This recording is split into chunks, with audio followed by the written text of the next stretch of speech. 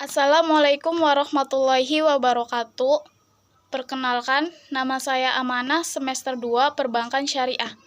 Di sini saya ingin mempresentasikan materi tentang para pemikir ekonomi Islam pada masa awal sebagai tugas pemenuhan filsafat.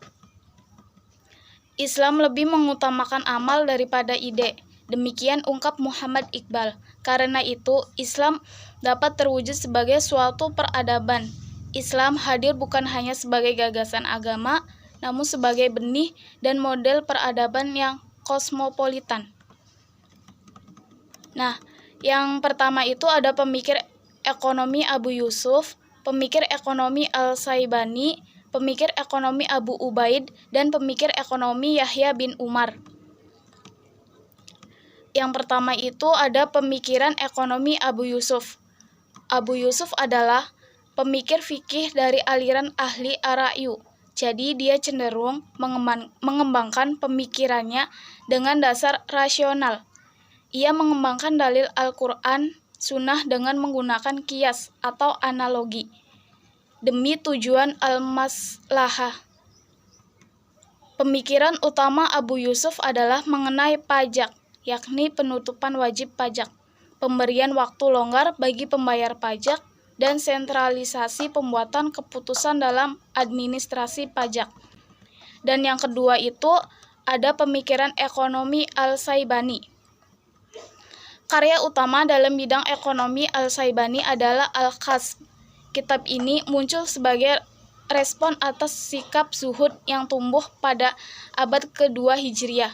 Kitab ini berisi tentang pendapatan atau khasb, sumber-sumber pendapatan, serta pedoman perilaku produksi dan konsumsi. Al-Saibani mendefinisikan al-khasb sebagai mencari perolehan harta melalui berbagai cara yang halal. Dalam ilmu ekonomi, menurut Adi Warman, hal ini termasuk dalam kategori produksi. Dalam ekonomi Islam, tidak semua aktivitas menghasilkan barang dan jasa disebut sebagai aktivitas produksi. Karena aktivitas produksi sangat terkait erat dengan halal haramnya suatu barang dan jasa. Usaha ekonomi menurut Al-Saibani terbagi atas 4 macam, yaitu sewa-menyewa, perdagangan, pertanian, dan perindustrian. Di antara keempat jenis usaha ini, pertanianlah yang lebih utama. Sebabnya, pertanian memproduksi berbagai kebutuhan dasar manusia yang sangat menunjang dalam ilmu melaksanakan berbagai kewajibannya.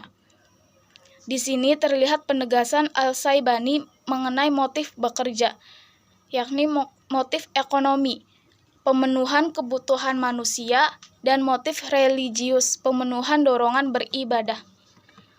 Dan yang ketiga itu ada pemikiran ekonomi Abu Ubaid. Abu Ubaid memiliki pemikiran yang cukup unik ketika menentang pembagian merata dari zakat.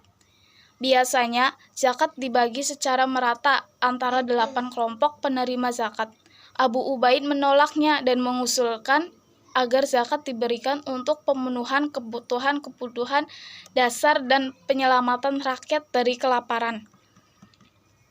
Bersamaan dengan itu, ia menetapkan standar penghasilan bagi penerima zakat atau mustahik, yaitu 40 dirham, dan standar penghasilan bagi yang berkewajiban pemberi zakat atau muzaki, yaitu 200 dirham. Dan yang keempat itu ada pemikiran ekonomi Yahya bin Umar. Yahya bin Umar menegaskan bahwa aktivitas ekonomi merupakan bagian yang tak terpisahkan dari ketakwaan seorang muslim kepada Allah.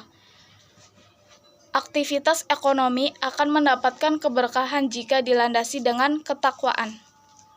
Pengelolaan pasar juga harus didasarkan pada ketakwaan yang kemudian berujung pada keadilan dan kemaslahatan bersama. Hal pertama yang dikemukakan Yahya bin Umar adalah mengenai penetapan harga atau taksir. Yahya bin Umar menegaskan bahwa kebijakan soal harga merupakan hal yang sangat penting dalam transaksi di pasar. Karena itu, pengabaian terhadapnya akan dapat menimbulkan kerusakan dalam kehidupan masyarakat. Namun, dalam kondisi normal, Yahya bin Umar menolak untuk ikut serta dalam penentuan harga. Sekian materi yang bisa saya sampaikan, kurang lebihnya mohon maaf. Wassalamualaikum warahmatullahi wabarakatuh.